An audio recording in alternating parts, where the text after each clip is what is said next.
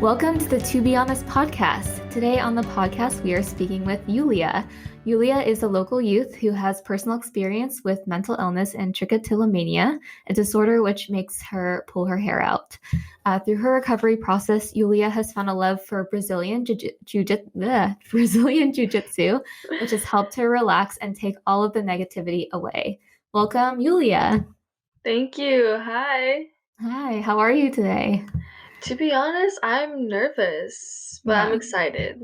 Nervous for the podcast, or is anything else going on in your life? Nervous for the podcast. Yeah. You do it. Well, yeah, definitely. Well, hopefully it can just be a kind of casual conversation and we can just kind of talk about your personal experience. Right. So would you mind sharing a bit about your experience with mental health and trichotillomania and explaining what that is? So when I was about 10 years old, I thought it was normal, but I figured it out in the mirror while I was trying to, do my hairstyles, learn how to be a girly girl. I noticed I had really big bald spots around my ears, and I thought it was normal because I thought every woman had something unique. I don't know. Mm-hmm. And then I realized more into my life that it was not normal and that I had a disorder. And I freaked out. I was like, what? I was young. I didn't understand anything. Over the years, everything changes and you have to be the beauty standard. But when you have something that makes you pull your hair out, you look different. And it's really common. And you don't want to look different at all when you want to fit in.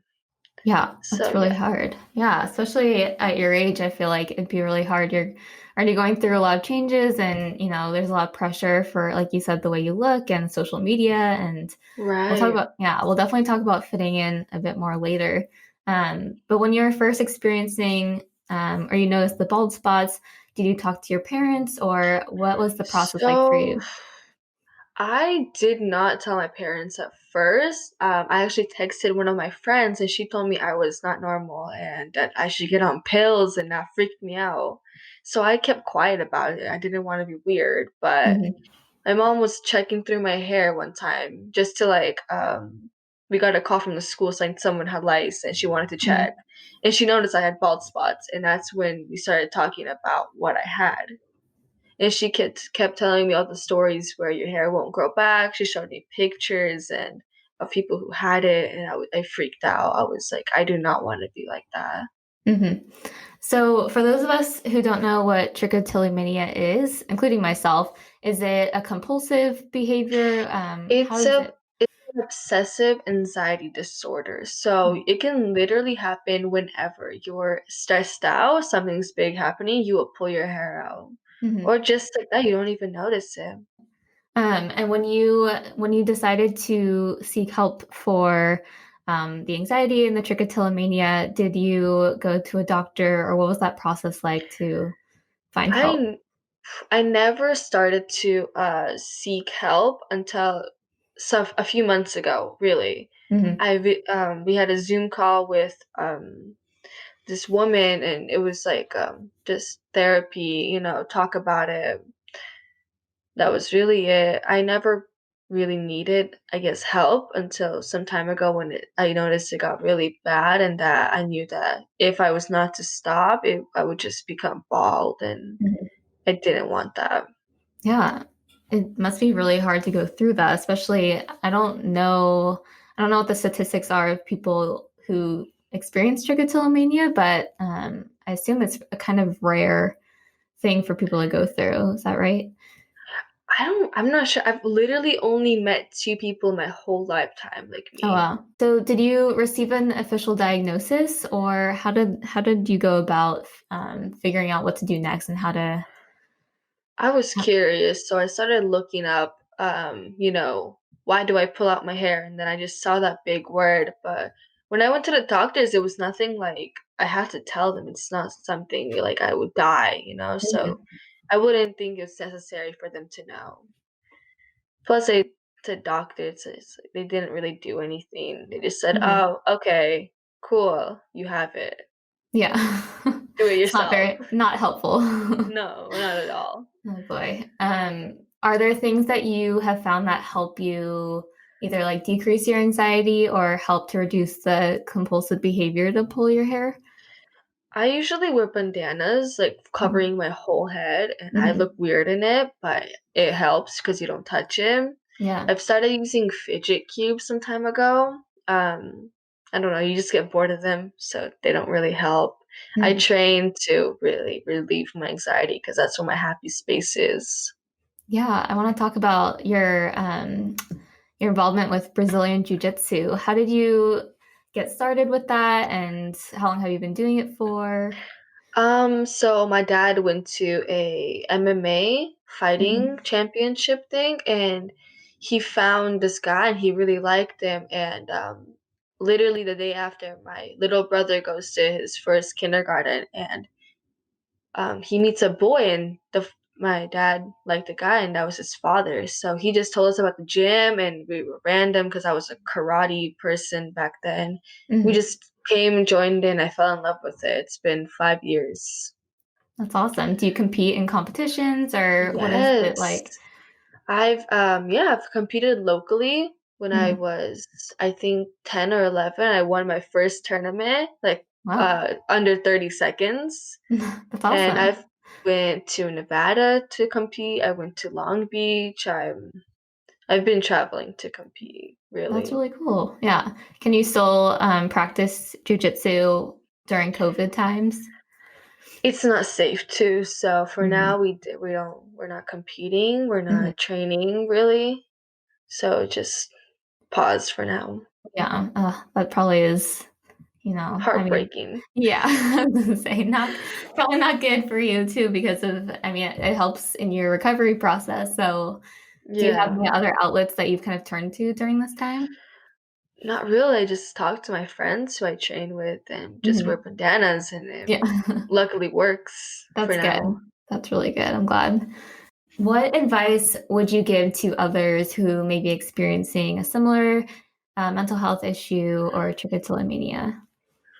To start, it's easier to talk to someone about it because everybody tells you this, but in reality, it does help get it off your chest because the Mhm. more you keep it in, you become a self-time bomb, which then you will explode in yourself and start receiving self-hate, and it's not a good ending. You start going to things, so you really just have to talk to someone. I would suggest a closer friend instead of your parents at first so you don't get judged, but that's all I can really suggest. Yeah. I know it must be hard to go to a family member. I know a lot of people say you should go to a trusted adult, but I think if it is the right situation where you feel like you can trust a friend more, I think that definitely is a good first step for some people. And I do want to talk about fitting in because I know that having trichotillomania has kind of impacted your emotions and how you feel like maybe you don't fit in sometimes. So, um, as a younger person, how are you impacted by feeling like you need to fit in? Well, it's a big thing. So, for example, you go to a school and you see a pattern of the same people. They wear the same clothes, they do their hair the same, and Mhm. you don't like that. You don't dress like that, you don't look like that. And so you feel like, "Oh, maybe I'm not fitting in. Maybe they won't like me because I'm not doing that." Mhm. So, obviously, acting different with my trichotillomania made me get anxiety tics. I've started acting weirder, being more closed up, and people don't normally see that, so they think Mhm. it's weird.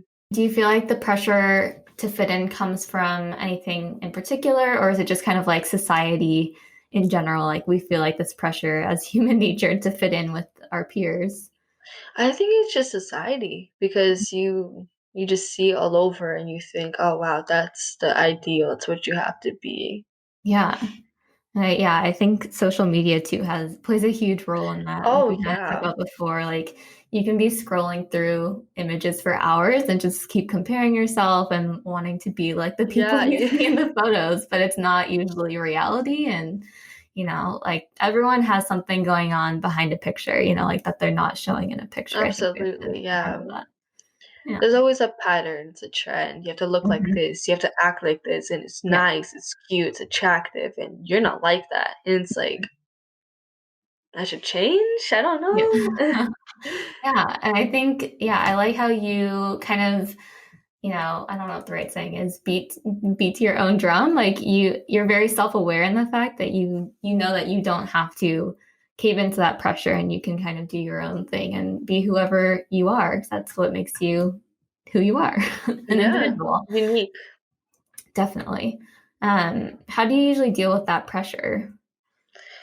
I just keep quiet. I'm not a social person at all. I don't Mhm. have friends. I don't care about that stuff. So when it's Yeah. like the pressure comes in, I just go to a quiet place, like a Mhm. library, or just be alone and away Yeah. from everybody else. Mhm.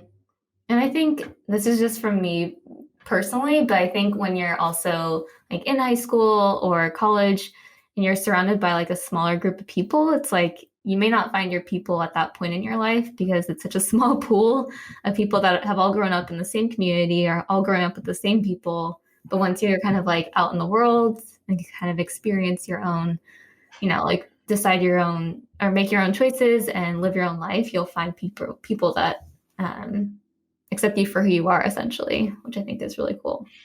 Right. I personally like smaller friend groups, or even Mhm. just one friend. It's so much Yeah, easier definitely. Yeah. than just a lot.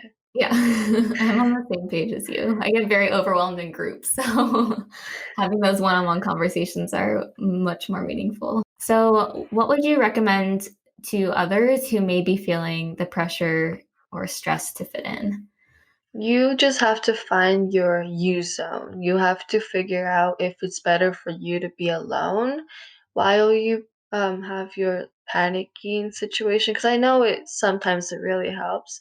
Sometimes it helps to really just maybe try to fit in. I Mhm. guess maybe if that really is your personality, you don't know. Yeah, definitely. Yeah. Um, and going back to your own mental health, what is something that you do every day to take care of your mental health? I talk to my friends. Mhm. Really, I have 2 really close ones, and I love them so much, and it just makes me feel better that I get to, spend some time with them and talk about things, even Yeah. though nothing really goes on with COVID, but It's still nice. Even if you talk about nothing or even if you're not doing anything, it's still nice to have those people that you can really trust and rely on yeah. around, or at least virtually around. And yeah, I think a support network is so important. So that's great that you have that and some really close friends. What's something positive that you found from having a mental illness? Well, you're unique, honestly. Mhm. There's nobody else really like you. As I said, I've met only 3 people in my life with Mhm. the same disorder. It's good to be unique in a way because you kinda you're just you. There's nobody else like you, and that feels really nice to me Mhm. personally. Yeah. Yeah. I like that perspective on it because some people could look at it as a negative quality, but it's not. It's just kind of It's you. It makes up you. a part Yeah, of you. exactly. But it doesn't define you too. So I think I really like your perspective on it. And last but not least, tell us something that you're looking forward to about the future. Honestly, going back to training, going back to my jiu-jitsu, my Mhm. friends, Yeah. moving, I guess, yeah. Where are you moving to? I'm moving to Texas in Oh, December. wow. Wow. Yeah, That's exciting. it is, kind Yeah. of. So you'll probably be away from your close friends then, but hopefully you can still talk to them every day. I'll be Yeah. visiting. Yeah, definitely. I can't leave this place. Yeah. Thank you so much for chatting. It was really nice having you on and hearing your experience, and hopefully we can chat again soon. Is there any place that people can go to learn more about you? I'm on Instagram at YULIERUU.